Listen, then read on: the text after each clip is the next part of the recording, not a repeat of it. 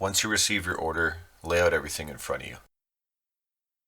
The tools you'll need for installation are a 5 and 6 mm Allen and an 8 and 10 mm socket with extension.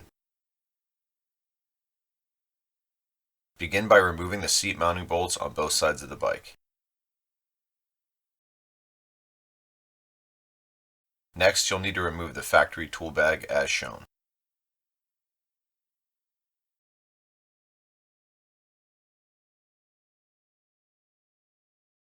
Once you have access to the mounting bolts, you can remove them.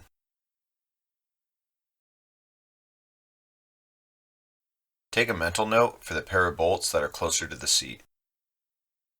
There are nuts on the end of them that will become free once the bolts are removed. To access these and remove them, you'll need to proceed with the following sequence. Begin by removing the 2 bolts that are underneath the tail end of the seat. Now carefully with a firm grip pop the rear fender up as shown.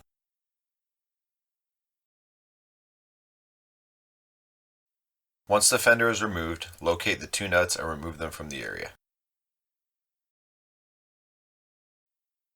Now snap the fender back into place and reinstall the 2 bolts under the seat. Next, take your rack and provided white bushings and prepare for installation. You'll need to install the white bushings into the seat mounting bolt slots as shown. Now align the rack into place. Next, take the socket cap bolts, black sleeves, and washers and align them like the picture. Thread both sides in hand tight.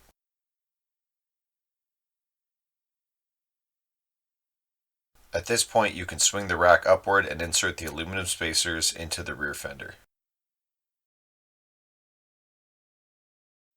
Now take the pair of button head bolts and washers and insert them into the slotted holes in the rack. Once they're in place, slide the white bushings onto the underside of the bolts and set the rack and hardware down through the spacers. With the threads coming through the bottom, you can now thread on the nuts and washers.